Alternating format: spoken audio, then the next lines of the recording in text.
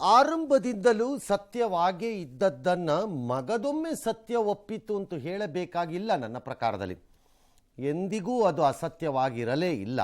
ಅಸತ್ಯವಾಗಿರಬಹುದು ಎಂಬ ಅನುಮಾನವನ್ನು ಮತ್ತು ಅದನ್ನೇ ಒಂದು ಅವಕಾಶವೆಂದು ಬಳಸಿಕೊಂಡ ಕೆಲ ನಾಯಕರು ಮಾತ್ರ ಅದಕ್ಕೆ ಜೋತು ಬಿದ್ದಿದ್ದರು. ವಿಧಾನಸೌಧದಲ್ಲಿ ಪಾಕಿಸ್ತಾನದ ಪರ ಜಿಂದಾಬಾದ್ ಘೋಷಣೆ ಕೂಗಿರುವುದನ್ನು ಸರ್ಕಾರ ಅಧಿಕೃತವಾಗಿ ಒಪ್ಪಿದೆ.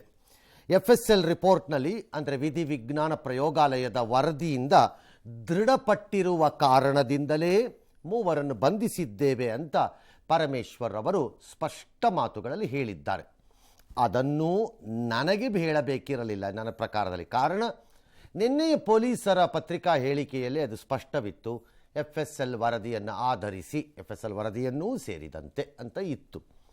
FSL ವರದಿ ಇದ್ದದ್ದು ಕೂಗಿದ್ದಾರಾ ಕೂಗಿಲ್ಲವಾ ಅಂತ. ದಿ ಇನ್ಸಿಡೆಂಟ್ ಘಟನೆಯನ್ನು ಎಸ್ಟಾಬ್ಲಿಷ್ ಮಾಡಬೇಕಾಗಿತ್ತು. ಅದು ಎಸ್ಟಾಬ್ಲಿಷ್ ಆಯಿತು.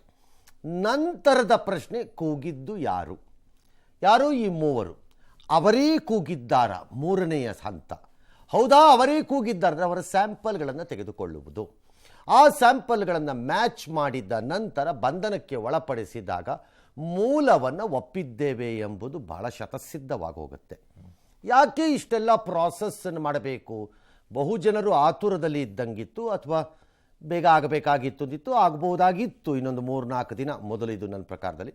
ಬಟ್ ಸ್ಯಾಂಪಲ್ಗೆ ವೆಯ್ಟ್ ಮಾಡ್ದಂಗಿದೆ. ಕಾರಣ ಇತ್ತೀಚಿನ ಕೆಲ ನ್ಯಾಯಾಲಯಗಳ ಆದೇಶಗಳ ಪ್ರಕಾರ unless they do it the case will fall.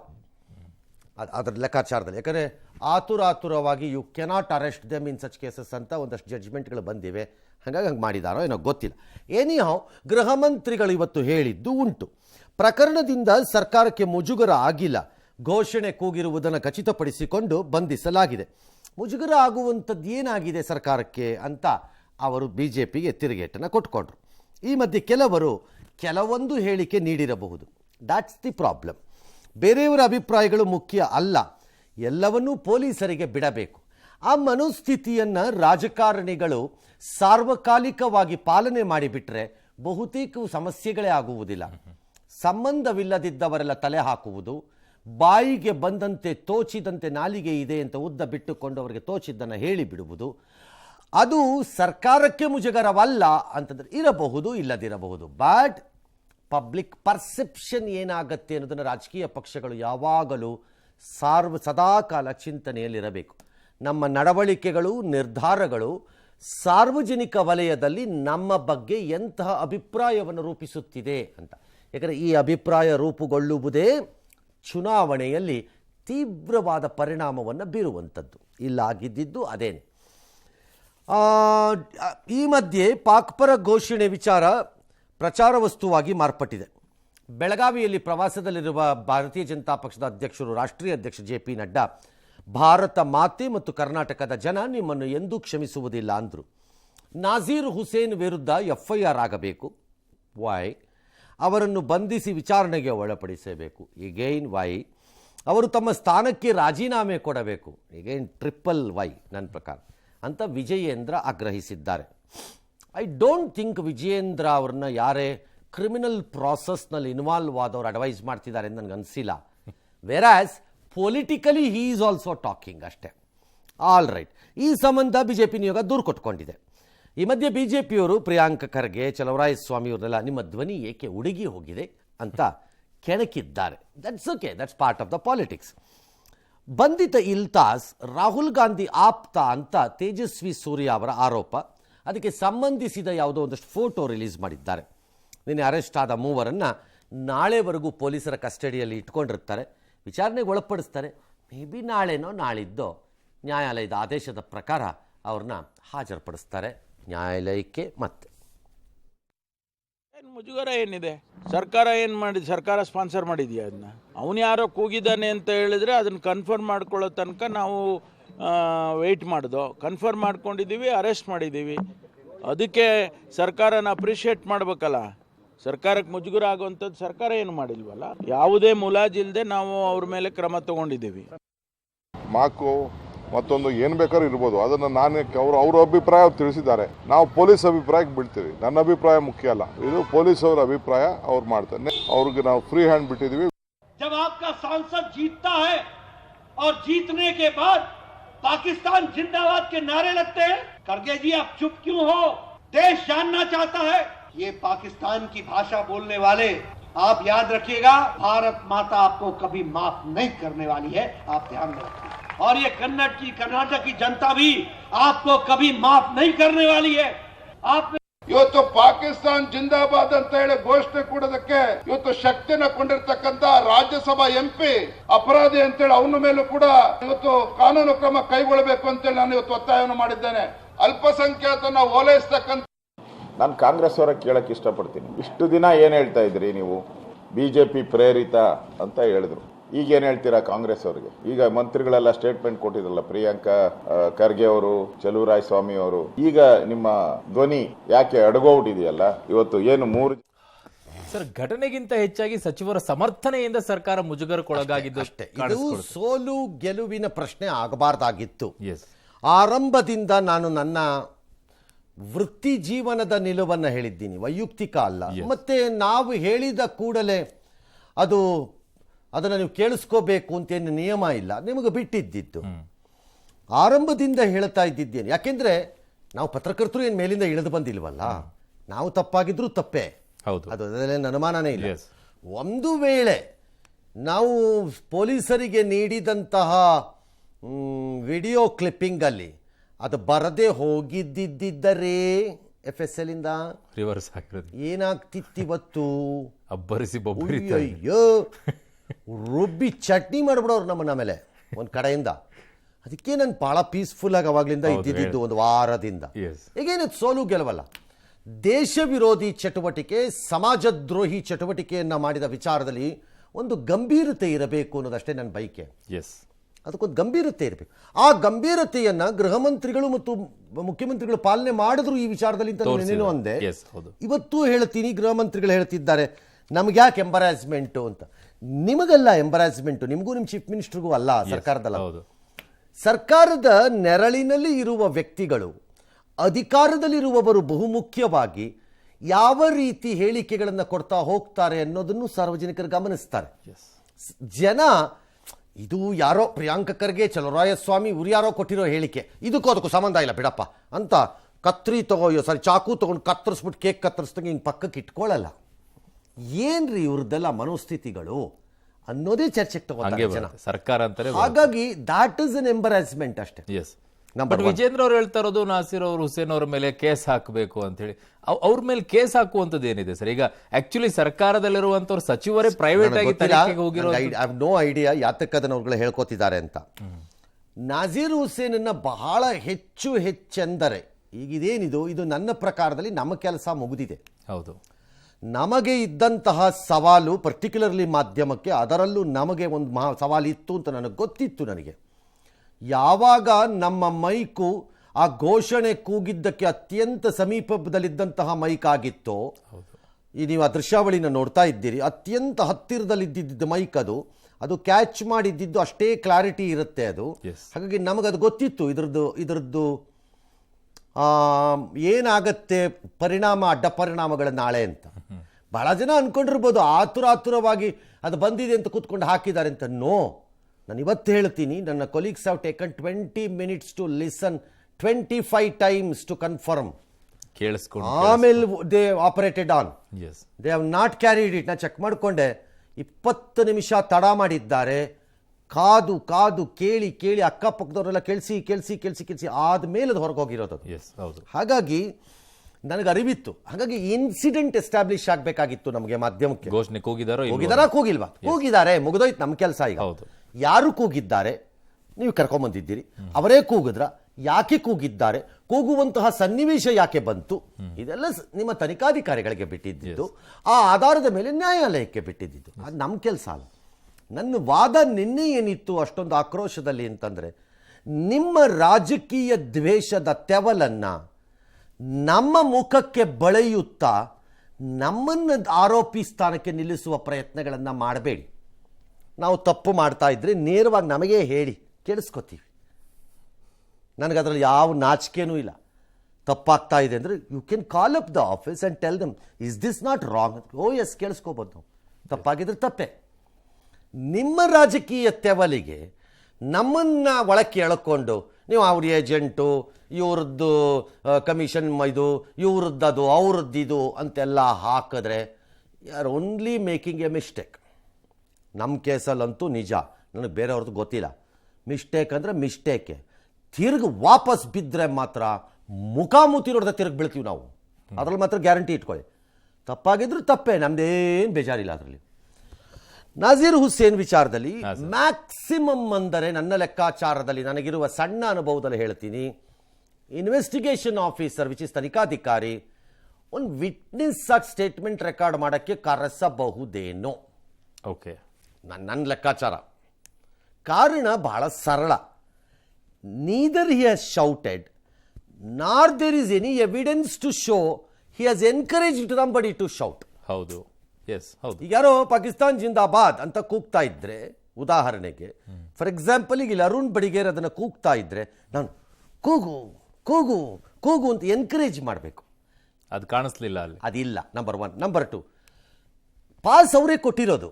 There is no doubt about it, ಅದರಲ್ಲಿ ಅನುಮಾನ ಇಲ್ಲ. ಆರೋಪಿಗಳ ಪಾಸಲ್ಲೇ ಬಂದಿದ್ದಾರೆ. ಬಟ್ ಪಾಸ್ ಕೊಟ್ಟ ಮಾತ್ರಕ್ಕೆ ನೀವು ಪಾಕಿಸ್ತಾನ್ ಜಿಂದಾಬಾದ್ ಕೂಗು ಅಂತ ಅವ್ರು ಹೇಳ್ಬಿಟ್ಟು ಪಾಸ್ ಕೊಟ್ಟಿರಲ್ಲ ಅಂತಾನೆ ವಾದ ಇರುತ್ತೆ ಅವ್ರ ಕಡೆಯಿಂದ. As good as Pratap Simha pass issued to Lok Sabha ಕೊಟ್ಟಿದ್ದು ಸೇಮ್.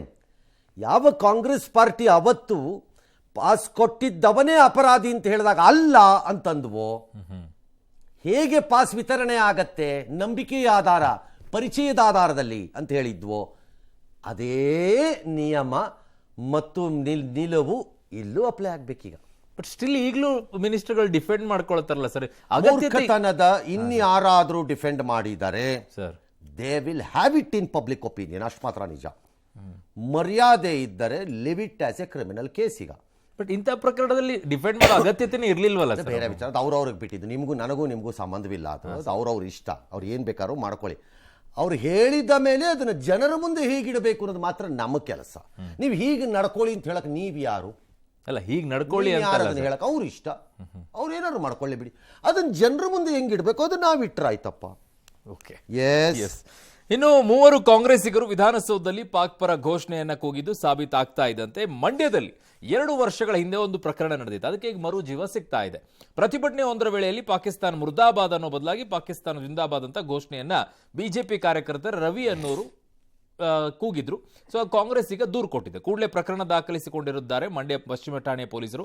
ಆರೋಪಿಯನ್ನ ಬಂಧಿಸಿದ್ದಾರೆ. ಈಗ ಈ ಹಿಂದೆಯೇ ರವಿ ಅವರು ಕ್ಷಮೆ ಕೇಳಿದ್ರು. ಇದು ಬಾಯ್ತಪ್ಪಿ ಬಂದ ಮಾತು ಅಂತ ಹೇಳಿದ್ರು ಅವರು. ವಿಪರ್ಯಾಸ ಏನು ಅಂತಂದ್ರೆ, ಆ ಪ್ರತಿಭಟನೆಯಲ್ಲಿ ಪಾಲ್ಗೊಂಡಿರಲಿಲ್ಲ ಬಿಜೆಪಿ ಕಾರ್ಯಕರ್ತ ಶಿವಕುಮಾರ್ ಆರಾಧ್ಯ ಅನ್ನೋರು. ಅವರನ್ನೇ A1 ಆರೋಪಿ ಅಂತ ಹೇಳಿ FIR ಅಲ್ಲಿ ತೋರಿಸಿದ್ದಾರೆ. ಇದು ಚರ್ಚೆಗೆ ಗ್ರಾಸ ಆಗಿದೆ. ಅವ್ರು ಕೂಗಿದ್ರಲ್ಲ, ಅವ್ರಿಗೆ ಏನ್ ಹೇಳ್ತಾರೆ?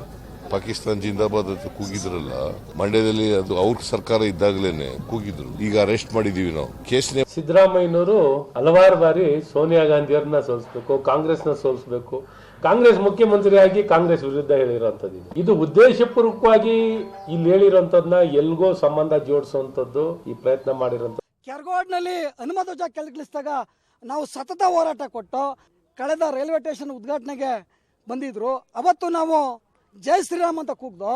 ಇನ್ನೂ ಮುಂತಾದ ಹೋರಾಟಗಳನ್ನ ಈ ಭ್ರಷ್ಟ ಕಾಂಗ್ರೆಸ್ ವಿರುದ್ಧ ನಾವು ಹೋರಾಟ ಮಾಡಿದ್ದೀವಿ. ಈ ಎಲ್ಲರ ಉದ್ದೇಶದಿಂದ, ಇವೆಲ್ಲ ಕಾರಣ ಉದ್ದೇಶದಿಂದ ನನ್ನನ್ನ A1 ಆರೋಪಿ ಮಾಡಿದ್ದಾರೆ. ಈ ಜಿಲ್ಲಾ ಉಸ್ತುವಾರಿ ಸರ್ ಉದ್ದೇಶಪೂರ್ವಕವಾಗಿ ಹೇಳಿದಾರ, ಬಾಯಿ ತಪ್ಪಿನಿಂದ ಹೇಳಿದಾರ ಅನ್ನೋದು ಈಗ ತನಿಖೆ ಆಗಬೇಕಲ್ಲ ಸರ್. ಆಬ್ವಿಯಸ್ಲಿ ಅದು ಉದ್ದೇಶಪೂರ್ವಕವೋ ಕಿಚಾಯಿಸಲೆಂದೋ ಏನೇ ಇರಬಹುದು. ಇಂಟೆಂಟ್ ಅಂತ ನಾನು ಅವತ್ತು ಹೇಳ್ತಿದ್ದೆ. ವಾಟ್ ಇಸ್ ದ ಇಂಟೆಂಟ್ ಅಂದ್ರೆ ಏನು ಆಸ್ತಿ ಇದರಲ್ಲಿ ನಿಮಗೆ? ಮಾಧ್ಯಮದವರು ಸುಳ್ಳು ಸೃಷ್ಟಿ ಮಾಡಿದ್ದೀರಿ, ಮಾಧ್ಯಮದವರು ತಿರುಚಿ ಬಿಟ್ಟಿದ್ದೀರಿ, ಮಾಧ್ಯಮದವರು AI ಮೂಲಕ ಅದನ್ನು ಏನೋ ಹಾಕಿ ಬಿಟ್ಟಿದ್ದೀರಿ, ಮಾಧ್ಯಮದವರು ನಿಮಗೆ ಬೇಕಾದ ರೀತಿ ಎಡಿಟ್ ಮಾಡಿ ಕಟ್ ಆ್ಯಂಡ್ ಪೇಸ್ಟ್ ಮಾಡಿ ಬಿಟ್ಟಿದ್ದೀರಿ. What is the intent? Intent ಬೇಕು. ಈ ಪ್ರಕರಣದಲ್ಲೂ ನ್ಯಾಯಾಲಯದ ಮುಂದೆ ಅದೇ ವಾದ ಬರುತ್ತೆ. ಉದ್ದೇಶ ಏನು? ವಿಧಾನಸೌಧದೊಳಗಡೆ ಕೂಗಿದ್ದವ್ರದ್ದು ಅದೇ ಬರುತ್ತೆ. ಯಾಕೆ ಕೂಗಿದರು? ಏನು ಐಡಿಯಾ ಏನದು? ಎರಡನೇದು, ಅಲ್ಲಿ ಇಲ್ಲದೆ ಇದ್ದವ್ರ ಮೇಲೆ FIR ಮಾಡಿದ್ದಾರೆ, A1 ಮಾಡಿದ್ದಾರೆ ಅಂದರೆ court will not consider it. ಯಾಕೆಂದರೆ ಪೊಲೀಸ್ನವ್ರು ಅದನ್ನು ಪ್ರೂವ್ ಮಾಡಬೇಕು. ಅವ್ರು ಅಲ್ಲಿದ್ದರು ಘಟನಾ ಸ್ಥಳದಲ್ಲಿ ಅನ್ನೋದನ್ನು ಅವ್ರ ಕೈಲಿ ಮಾಡೋಕ್ಕಾಗಲಿಲ್ಲ ಅಂದರೆ ಅವ್ರ ಕೇಸನ್ನು ಬಿಸಾಕ್ತಾರೆ, FIR ಸ್ಕ್ವಾಶ್ ಆಗುತ್ತೆ ಪ್ರಾಬಬಲಿ. ಬಟ್ ಸರ್ಕಾರದ ಮೇಲೆ ಬಹುದೊಡ್ಡ ಆರೋಪ ಬರ್ತಾರೆ, ಇದು ಉದ್ದೇಶಪೂರ್ವಕವಾಗಿ ದುರುದ್ದೇಶದಿಂದ ಮಾಡ್ತಾ ಇದ್ದಾರೆ, ಟಿಕ್ ಫಾರ್ ಟ್ಯಾಕ್ ಅನ್ನೋ ರೀತಿಯಲ್ಲಿ ಮಾಡ್ತಾ ಇದ್ದಾರೆ ಅಂತೇಳಿ. ಈ ಘಟನೆಯ ಹಿನ್ನೆಲೆಯಲ್ಲಿ ಅದಾಗಿರುವುದರಿಂದ ಅದು ಹಾಗೆ ಅನ್ನಿಸುತ್ತೆ, ಟಿಕ್ ಫಾರ್ ಟ್ಯಾಕ್ ಅದು ಹಾಗೆ ಅನಿಸುತ್ತೆ. ಬಟ್ ಆದರೆ ಅದು ತನಿಖೆಯೇ ಆಗಬಾರದು ಅಂತ ಹೇಳಲೇಬಾರ್ದು, ಯಾರು ಹೇಳಲೇಬಾರ್ದು. ಹಾಗೆ ಆಗಲಿ, ಯಾರು A1 ಅಂತ ಮಾಡಿದ್ರು ಜಾಗದಲ್ಲೇ ಇರಲಿಲ್ವೋ ಅದು ಸ್ಕ್ವಾಶ್ ಮಾಡ್ತಾರೆ ಅಷ್ಟೇ. ಮೊನ್ನೆ MLA ಸ್ಪಾಟಲ್ಲೇ ಇಲ್ದಿದ್ದಾಗ ನೀವು ಮಾಡ್ಕೊಂಡಂಗೆ ಆಗತ್ತೆ, ಇದುವೇ ಹೌದು, ಅಷ್ಟೇ ಆಗತ್ತೆ. ರಾಮೇಶ್ವರಂ ಕೆಫೆ ಸ್ಫೋಟ ಪ್ರಕರಣದ ಮಾತ್ರ ಈಗ ತೀವ್ರಗೊಂಡಿದೆ. NIAಗೆ ಅಧಿಕಾರ ಇದು ಹಸ್ತಾಂತರವಾಗಿದೆ. ತನಿಖೆ NIA ಅಧಿಕಾರಿಗಳು ಸ್ಥಳಕ್ಕೆ ಹೋಗಿದ್ದಾರೆ, ಮಾಹಿತಿ ಪಡೆದಿದ್ದಾರೆ, ಡ್ಯಾಶ್ ಎಲ್ಲ ಫುಟೇಜ್ ಏನೇನಿದೆ ಅದನ್ನೆಲ್ಲ ಪರಿಶೀಲನೆ ಮಾಡ್ತಿದ್ದಾರೆ. ಚೆನ್ನೈನಲ್ಲಿ 5 ಶಂಕಿತರನ್ನು ವಶಕ್ಕೆ ಪಡ್ಕೊಂಡಿದ್ದಾರೆ, ಎಲ್ಲ ವಿಚಾರಣೆ ಮಾಡ್ಕೋತಿದ್ದಾರೆ. ಏನು ಗೊತ್ತಿದೆಯೋ ಗೊತ್ತಿಲ್ವೋ ಗೊತ್ತಿಲ್ಲ, ಏನು ಗೊತ್ತಾಗಿದೆಯೋ ಇಲ್ವೋ ಇದನ್ನು ಸರ್ಕಾರ ಅಂದರೆ ರಾಜ್ಯ ಸರ್ಕಾರ ಗಂಭೀರವಾಗಿ ಪರಿಗಣಿಸಿಲ್ಲ ಅನ್ನೋದು BJP ಆರೋಪ. ಕೆಫೆ ಆರಂಭಕ್ಕೆ ಪೊಲೀಸರು ಅನುಮತಿ ನೀಡಿದ ಕಾರಣ ಈಗ ಅವರೆಲ್ಲ ಕ್ಲೀನ್ ಮಾಡ್ಕೊಂಡು ಅವ್ರ ಬಿಸ್ನೆಸ್ಸನ್ನು ಸ್ಟಾರ್ಟ್ ಮಾಡ್ತೀವಿ ಅಂತಿದ್ದಾರಂತೆ. ಮಾಡಬೇಕಲ್ಲ, ಅವ್ರೇನು ಪರ್ಮನೆಂಟ್ಲಿ ಅದನ್ನು ಬಾಗ್ಲಾಕೊಂಡು ಕೂರೋಕ್ಕಾಗಲ್ವೇ? ಹಾಗಾಗಿ ಮೋಸ್ಟ್ಲಿ ಮಾಡ್ತಾರೆ. ಆಗಿದೆ 5 ಜನರು ಇಂಟರ್ನಲ್ ನ್ಯಾಷನಲ್ ಸೆಕ್ಯೂರಿಟಿ ಅವ್ರು ಮಾಡಿದ್ದಾರೆ, ಯಾರನ್ನು ಮಾಡಿದ್ದಾರೆ ಅಂತ ಇನ್ನೂ ಗೊತ್ತಿಲ್ಲ. ಬಾಂಬ್ ಬ್ಲಾಸ್ಟಿನ್ ಬಗ್ಗೆ ಈಗಾಗಲೇ NIAನವರು ಬಂದಿದ್ದಾರೆ. CCB ಮತ್ತು NIA ಇಬ್ಬರು ಕೂಡ ಜಂಟಿಯಾಗೆ ಇನ್ವೆಸ್ಟಿಗೇಷನ್ ಮಾಡ್ತಾರೆ ಅಂತ. ಈಗಾಗಲೇ ಸುಮಾರು 100 ಬಸ್ಗಳನ್ನ ಚೆಕ್ ಮಾಡಿದ್ದಾರೆ. ಆದರೆ ಒಟ್ಟಾರೆ ಈಗ NIAನವರು ಅದನ್ನ ಸೀರಿಯಸ್ ಆಗಿ ತಗೊಳ್ತಾರೆ. ನಮಗೆ ಫಸ್ಟ್ ಡೇನೇನೆ ನಮಗೆ ಇದೆಲ್ಲ ಆದ್ಮೇಲೆ ನಾವು ಮಾಹಿತಿ ತಗೊಳ್ಳೋದಕ್ಕೋಸ್ಕರ ಎಲ್ಲಾದ್ರೂ ಸಾಧ್ಯತೆ ಇರ್ಬೋದು ಅಂತ ನಮ್ಮವರು ಕೂಡ ಮಾಡಿದ್ದಾರೆ. ಬಾಂಬ್ ಬ್ಲಾಸ್ಟ್ ನಲ್ಲೂ ಸರ್ಕಾರ ಎಲ್ಲ ಒಂದ್ ಕಡೆ ಮೃದು ಧೋರಣೆನ ಹೊಂದಿರೋದ್ರಿಂದ ಇಡೀ ನಾಡಿನ ಜನತೆ ಸಂಪೂರ್ಣವಾಗಿ ಸರ್, NIA ತನಿಖೆ ಮಾಡೋದಕ್ಕೂ ಮತ್ತು ರಾಜ್ಯದಲ್ಲಿ ಪೊಲೀಸ್ನ ಸ್ಪೆಷಲ್ ಟೀಮ್ಗಳ ತನಿಖೆ ಮಾಡೋದಕ್ಕೂ ಏನು ವ್ಯತ್ಯಾಸಗಳು ಕಂಡು ಬರುತ್ತೆ? ತನಿಖೆನೇ ಸರ್, ಅನುಭವ ಮತ್ತು ಪೂರ್ವ ಇತಿಹಾಸಗಳು. ಓಕೆ, ಅವರ ಬಳಿ ಇರಬಹುದಾದ ಇಂತಹ ಘಟನೆಯಲ್ಲಿ ಪಾಲ್ಗೊಳ್ಳುತ್ತಾರೆ ಎಂಬ ಅನುಮಾನದ ವ್ಯಕ್ತಿಗಳ ಮಾಹಿತಿಗಳು, 10 ಹಲವಾರು ಸಂಘಟನೆಗಳ ಬಗ್ಗೆ ಇರಬಹುದಾದಂತಹ ಮಾಹಿತಿ, ದೇಶವ್ಯಾಪಿ ಹಬ್ಬಿ ನಿಂತಿರುವ ವಿವಿಧ ಸಂಘಟನೆಗಳ ಬಗ್ಗೆ ಅವರು ಸಂಗ್ರಹಿಸಿರುವ ಮಾಹಿತಿ, ಒಂದಕ್ಕೊಂದು ಸಂಘಟನೆಗಳು ಸಹಕಾರದೊಂದಿಗೆ ಇಂತಹ ಕೆಲಸಗಳನ್ನು ಮಾಡಿದಾಗ ಅದಕ್ಕೆ ತಾಳೆ ಹಾಕುವ ಸಾಮರ್ಥ್ಯ, ಈ ಎಲ್ಲ ಎಕ್ಸ್ಪರ್ಟೀಸ್ NIA ಕಡೆ ಜಾಸ್ತಿ ಇರುತ್ತೆ. ಕರ್ನಾಟಕದ ಪೊಲೀಸ್ನವ್ರಿಗೆ ತನಿಖೆ ಮಾಡೋಕ್ಕೆ ಬರಲ್ಲ ಅಂತಲ್ಲ ನಾನು ಹೇಳ್ತಿರೋದು. There will be a limited options ಅವ್ರ ಮುಂದೆ ಇರುತ್ತೆ. ಕೆಲವು ಮಾಹಿತಿಗಳ ವಿಚಾರದಲ್ಲಿ ಅಥವಾ ಕೆಲವು ಗುಂಪುಗಳ ವಿಚಾರದಲ್ಲಿ. ಇನ್ನು ರಾಷ್ಟ್ರೀಯ ತನಿಖಾ ತಂಡ ಆಗಿರೋದ್ರಿಂದ IB ಫ್ಲೋ ಆಫ್ ಇನ್ಫಾರ್ಮೇಷನ್ಸ್ ಅವ್ರಗಳಿಗೆ ಸಿಗುತ್ತೆ. ಇದರೆಲ್ಲ ತುಂಬ ಇರುತ್ತೆ ಅವ್ರ ಅಡ್ವಾಂಟೇಜಸ್. ಹಾಗಾಗಿ ಅವರಿಗೆ they will be in a better position to do it. ಇನ್ನು ರಾಮೇಶ್ವರಂ ಕೆಫೆ ಸ್ಫೋಟ ಪ್ರಕರಣ ಮಾಸುವ ಮುನ್ನವೇ ರಾಜ್ಯ ಸರ್ಕಾರಕ್ಕೆ ಒಂದು ಬಾಂಬ್ ಬೆದರಿಕೆಯ ಇಮೇಲ್ ಬಂದಿದೆ. ಶಾಹಿದ್ ಖಾನ್ ಅಂತ ಹೇಳಿ ಅವನ ಹೆಸರಿನಲ್ಲಿ ಸರ್ಕಾರಕ್ಕೆ ಬೆದರಿಕೆ ಇಮೇಲ್ ಕಳಿಸಿದ್ದಾರೆ.